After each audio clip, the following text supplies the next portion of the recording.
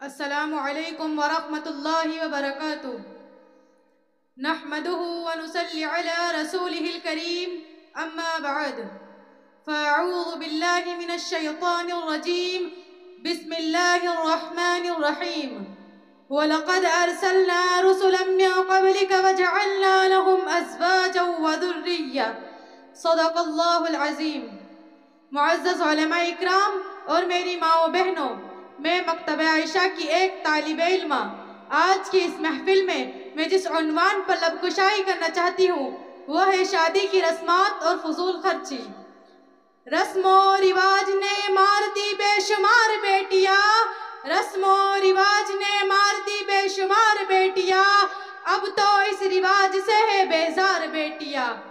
کیسے انہیں جہیز دے کیسے کرے شادیاں، کیسے انہیں جہیز دے کیسے کرے شادیاں، جس غریب باپ کی ہو دو چار بیٹیاں۔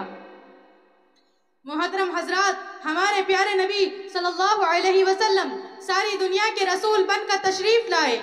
آپ صلی اللہ علیہ وسلم نے زندگی اور موت کے تمام معاملات میں ہماری رہنمائی فرمائی۔ انسانی ضروریات میں ایک اہم ضرورت نکاح بھی ہے۔ اسلام نے نکاح اور شادی شدہ زندگی کے احکام بھی بیان فرمائے، بلکہ اسے عبادت اور ایمان کی حفاظت کا ایک بہترین ذریعہ قرار دیا ہے۔ اسلام میں شادی کا تصور بہت ہی آسان ہے۔ نبی کریم صلی اللہ علیہ وسلم، صحابہ اکرام اور علماء نے سادگی سے اس فریضے کو انجام دے کر ہمارے لیے ایک بہترین نمونہ پیش فرمایا، نکاح سادگی سے کرو۔ ارے آپ صلی اللہ علیہ وسلم تو ہمیں اس بات کا بھی درس دیتے ہیں کہ اگر کوئی ایسا آدمی تمہیں نکاح کا پیغام دے جس کا تمہیں اخلاق اور دین پسند ہو، اس سے تم اپنی لڑکی کا نکاح کرو۔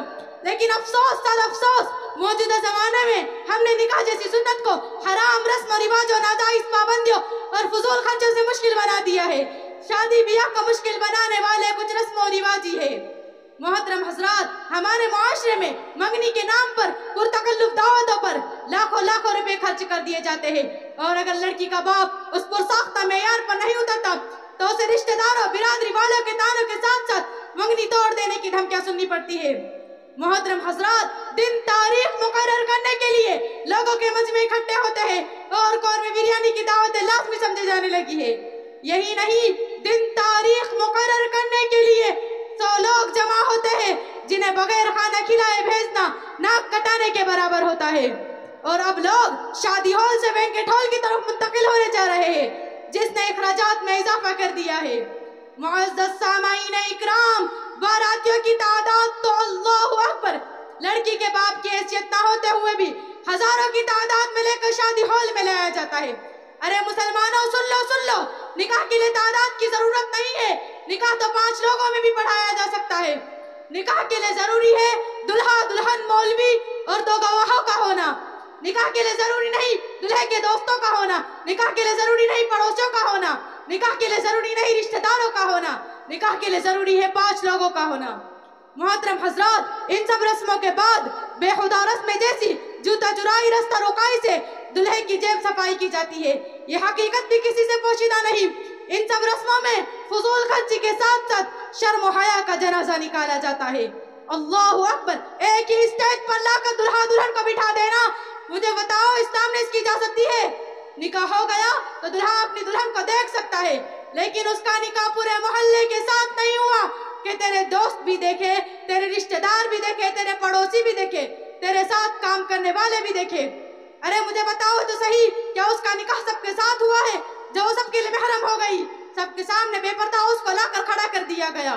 اے مصطفیٰ کے غلاموں، یہ انتظامات کوئی اور نہیں، خود لڑکی کا باپ کرتا ہے۔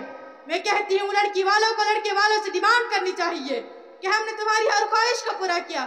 آپ نے کہا فلاں فنکشن ہال میں ہو، ہم نے قبول کیا۔ آپ نے کہا فلاں کارڈ ہو، ہم نے قبول کیا۔ آپ نے کہا طرح طرح کے کھانے ہو، ہم نے قبول کیا۔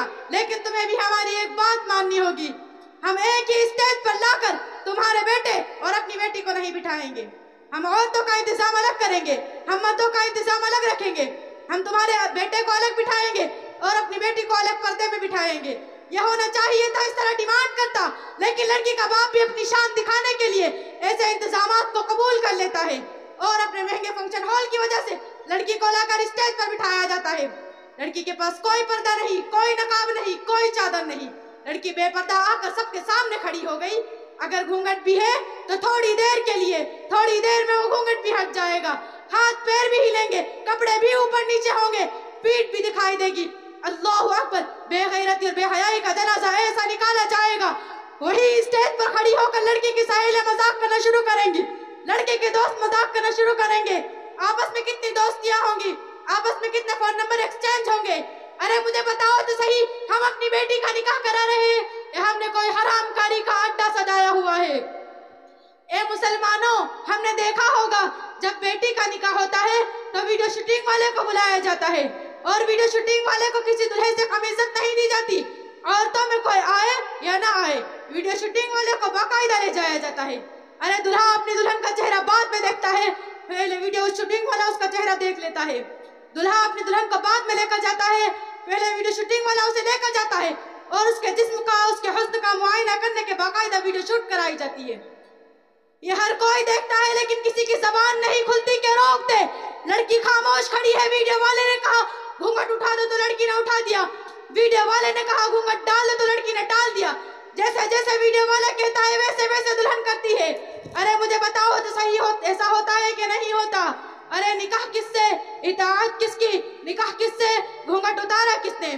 ارے فضول خرچی کرنے والوں, بیہودہ رسموں کو ضروری ماننے والوں, ذرا اس غریب کی بیٹی کی طرف غور کرو جس نے اپنی پوری زندگی کی کمائی اپنی بیٹی کا جہیز اکٹھا کرنے میں لگا دی, لیکن تمہاری فضول رسموں اور فضول خرچوں میں اس بیٹی کا نکاح ہونا دشوار ہو گیا ہے.